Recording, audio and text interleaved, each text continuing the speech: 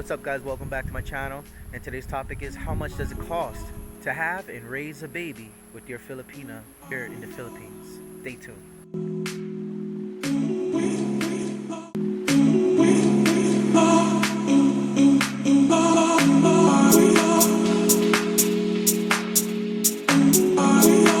If you guys traveled to the Philippines before, then you know how cost effective this place is for us foreigners, especially if you make about $2,000 a month. Then it'll be a piece of cake for you to raise a kid here. Now, of course, the medical system is not going to be up to standard as it would be in your country.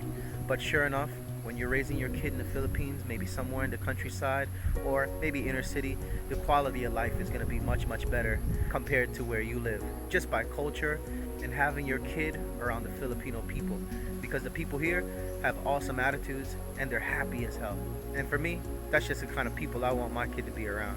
So let's talk about the cost, about the very first cost that you would have to fork out as a pre-dad. So you already got your Filipina pregnant and she has her first appointment to the doctor. Usually these appointments, throughout her whole term, she's probably gonna have about 20 of them at most. And each visit would cost about 500 pesos. Now with the peso being very low right now, that would cost you around $9 each visit. And that's counting ultrasound or if any vitamins need to be prescribed. For 750 pesos, you can get the industry standard best vitamins for the entire pregnancy term, and that is under $20 for 30 days, which is also very cost effective. But before that, you want to find out if your woman has something called PhilHealth. Now, PhilHealth is an insurance that basically it will cover most of the labor charges and hospital fees once she gives birth. After paying the money up front for all of the fees, she would then go file for PhilHealth and get that money reimbursed, and that includes medications. But if she doesn't have PhilHealth, then everything is out of pocket. But I will tell you, it's still very cheap compared to the West. Now I would say for the shopping, just let your woman do the shopping. They usually have their traditional ways here as far as clothes and other needs.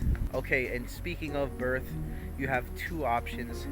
You have the private option, which you could have your own private nurse and your own private doctor in your own private room.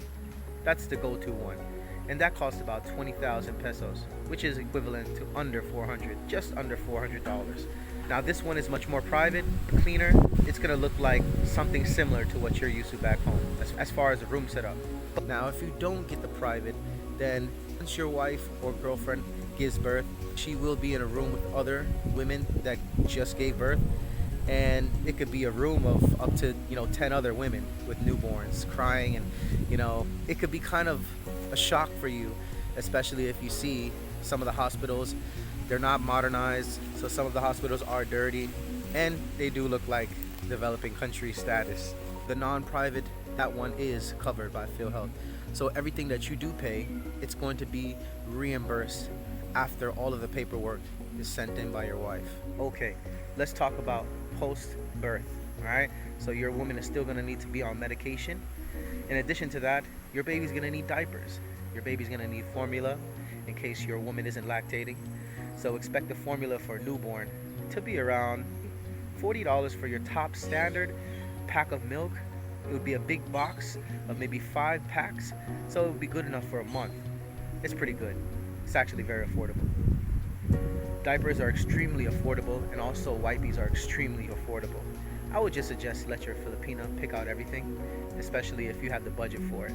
So every month for your baby, for diapers, milk, wipes, and other little things that babies need, expect that you're going to spend about between $90 and $120 a month. And I've already calculated this. I've already been through the trial and error, and pretty much I spend under $100, maybe $90, and I don't have to buy anything else until the next month. And that's including, like I said, diapers, wipes, powder, milk, any and all of the things that you think a baby would need. So for the total pregnancy, labor, hospital calls, medicine, vitamins, post-pregnancy vitamins for that, and all of the things that you need to set up your baby, you could expect to spend anywhere between $600 to $800. Guys, we're talking about a matter of almost a year that you have to prepare for this, and most of it is going to be reimbursed if your woman has PhilHealth, which is Filipino medical insurance here.